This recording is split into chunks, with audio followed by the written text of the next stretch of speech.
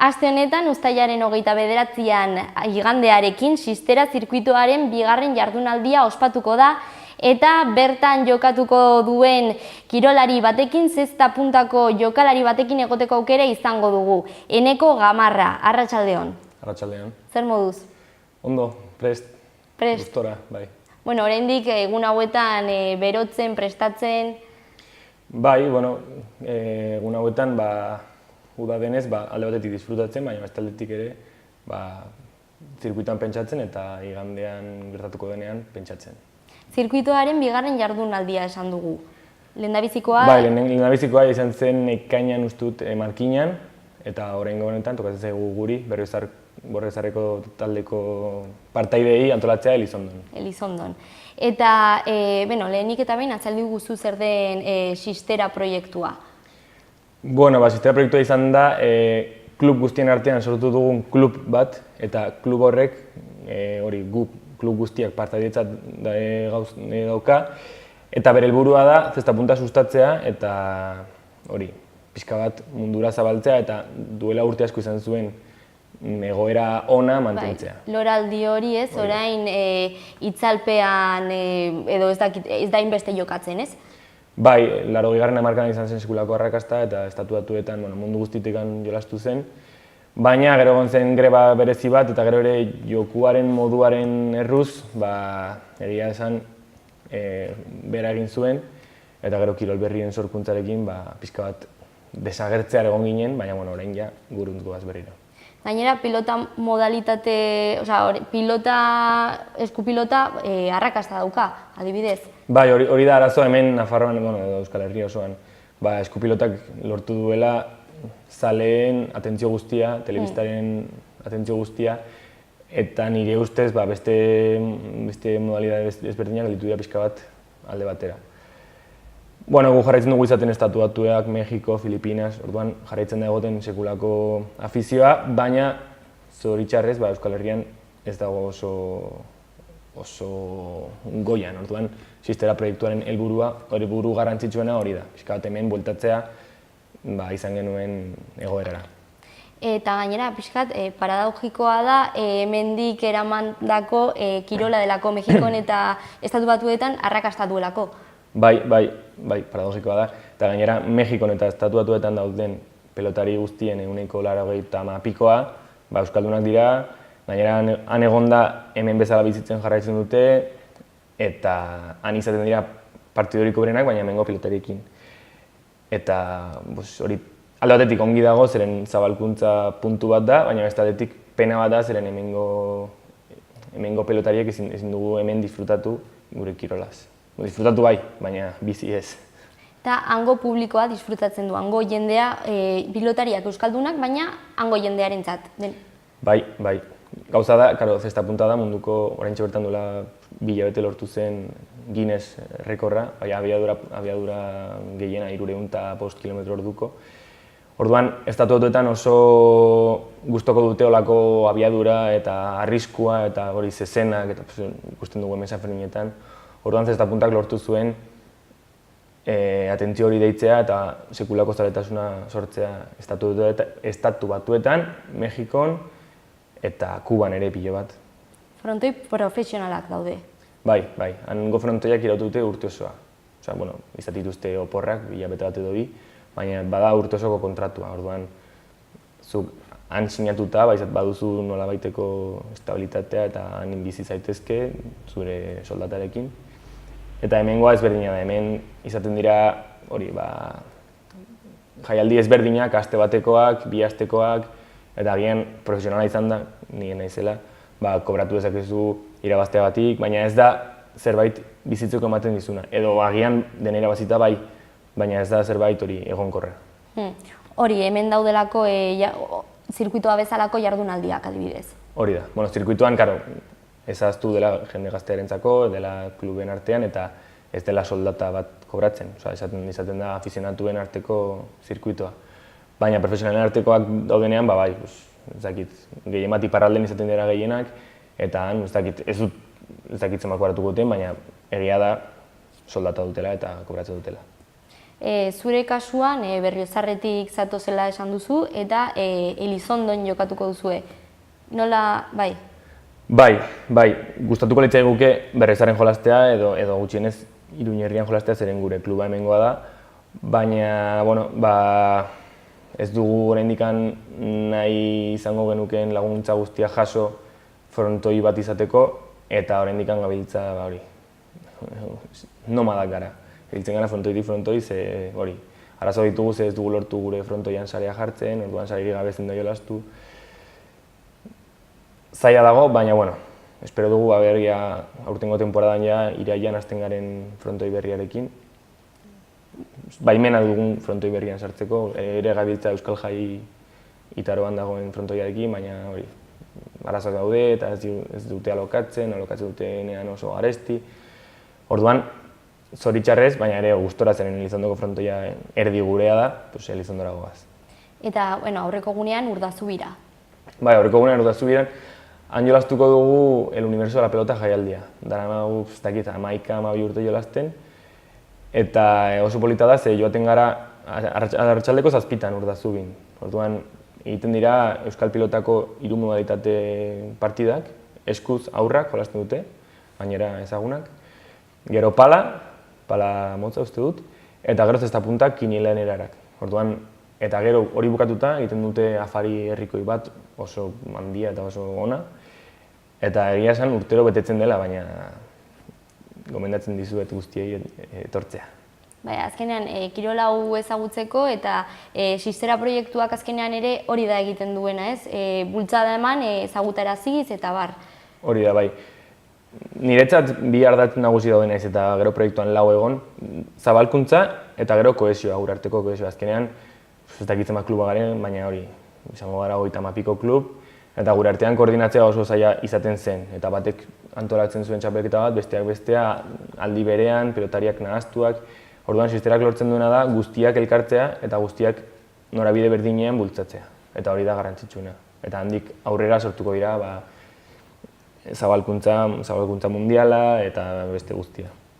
Eta aurren ez dakit, ezagupena handiagotzeko eta bar ere ikastolekin eta ikastetxeetan kirola sartzea ere sustatzen da, ez? Hori da. Beste alde bat da, Sistera proiektuak, Sisteran langileak gaude eta langile horiek haien lanetarko bat izaten da eskoletara joatea, proiektu bat sortu dute, orduan eskolan egiten dituzte jardunaldi batzuk, umeek jolasten dute, ikusten dute, eta espero dugu horrek sortzea, hori, guk nabaritu dugu geroz eta ume gehiago daudela, geroz eta gure arazoa da, frontoi arazoak ditugunez, arazoak izatik dugula ume horiek sartzen usteko, baina beste klub batzuetan frontoia dutenak eta haien frontoia dena egunero 24 ordutan nabaritu dute sekulako gorakada.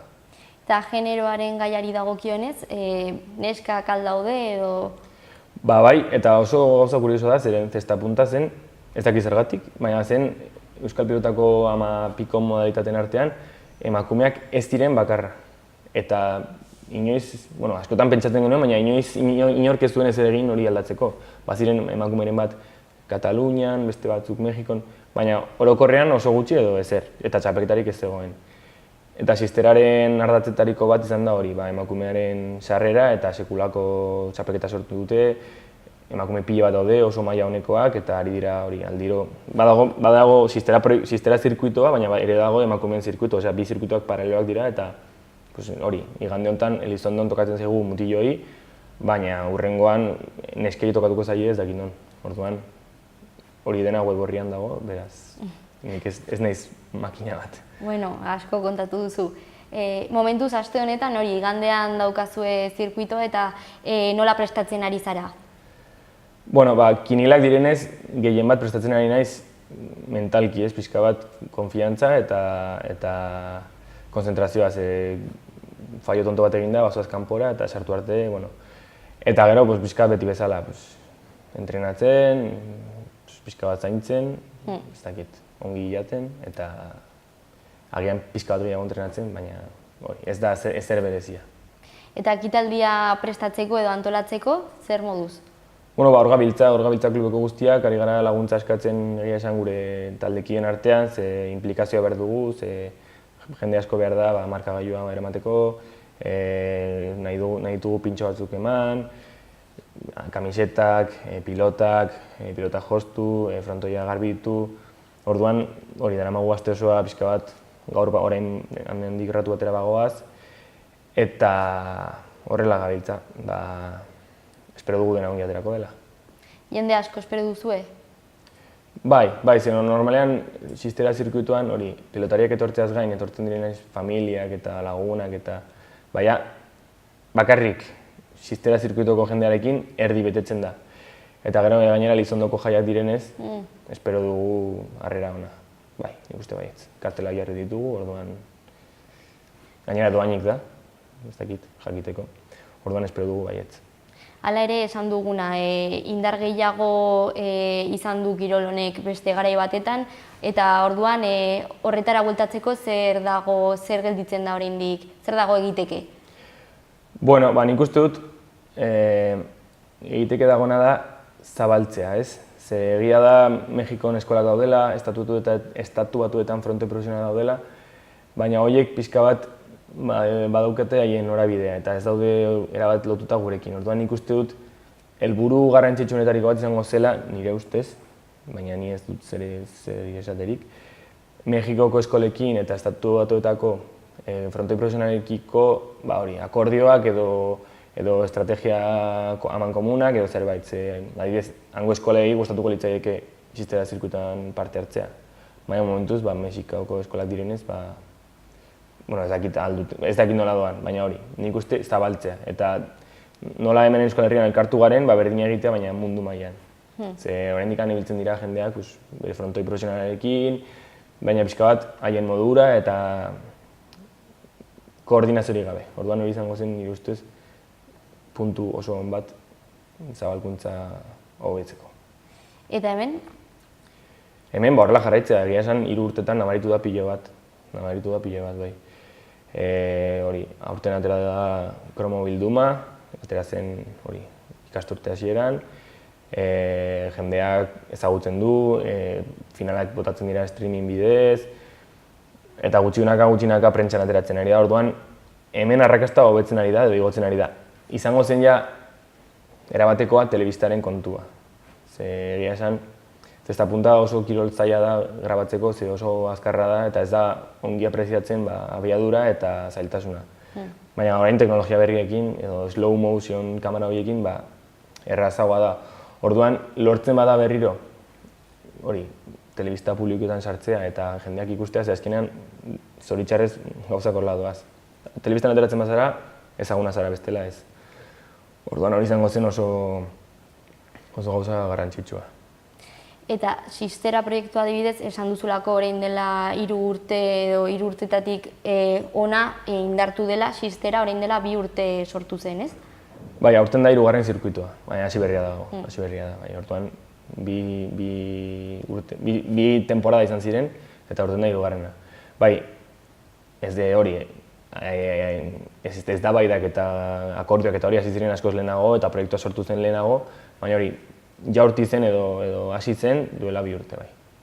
Eta horrek eragin zuzena izan aldu indar horretan edo? Bai, ze azkenean gero ere hori, sisteraren ardatz bat da eskolei laguntzea, orduan egia esan eskola berriak sortu dira, uste dut 2, eskola horiek jaso dute material berria, gehien bat laguntza humanoa, ez? Ze azkenean, zestapuntan dugun arazoa ere oso zaila dela zestapunta irakastea, zeren ez bazara pilotari izan oso zaila da. Orduan oso irakasle gutxi daude, guk adibidez hurrengo urterako Mexikotik ekarri dugu irakaslea. Ze hemen ez dago inor, jendea prest bai, baina ezagutzen duena ez da futbolean bezala, futbolean ni izan daiteke haur batzuen entrenatzaile, baina zestapuntan ez. Orduan alde horretatik sisterak laguntzen ari du eta nabaritzen ari da. Ekonomikoki ere pixka bat, orduan oso pozik gaude. Zure kasuan nola hasi zinen kirol honetan? Bueno, nire kasua farretxoa da zen nire aita jolasten zuen, nire osabak ere familiatik dator, orduan ni jaio nintzen ja zesta batekin eta 5 urtekin hasi nintzen.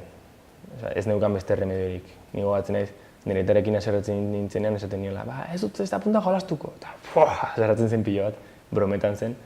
Orduan 5 urtekin, iaia remediorik gabe, baina orain ja nahi dudalako jolasten dute, ez pentsa izan dela dena. Eta orduan hori, familia guztia jolasten du, anai txikiek ere, orduan horrela hasi nintzen. Beno, belaunaldi ez, badu jarraipena, ongi. Bai, gainera hori, geroz eta familia gehiago inplikatzen ari dira eta familia biek haien umeak ekartzen dituzte. Gero eski ere oso kirol polita da jolastean. Orduan, ume batzuk etortzen direnean eta lehenengo aldiz frogatzen dutenean, gero ja bizitza osorako daukate hori ez dakit, virusa edo ja betirako jende pibatzen dugu jolastu duena txikitan eta gero bultatu nahi duela, zeren beti gogoratzen da. Orduan horrek asko laguntzen gaitu jendea izateko. Beno, orduan, aste honetan hori gehiago ezagutzeko aukera izango dugu Baztanen. Hori da. Eta ere informazio gehiago izateko nora jo dezakegu? Informazio guztia izango duzue xistera.eus web horrian. Eta informazio zuzena jaso nahi baduzue, Baztan frontoian, Elizondon, 29an igandea, goizeko 11:30 hasiko gara. Eta gero, goizean finalera sailkatzen direnak, arratsaldean 6 izango dira finalak. Orduan, ara jo, edo bestela web horritikan begiratu, galdetu, edo Facebook bitartez ere, Xistera.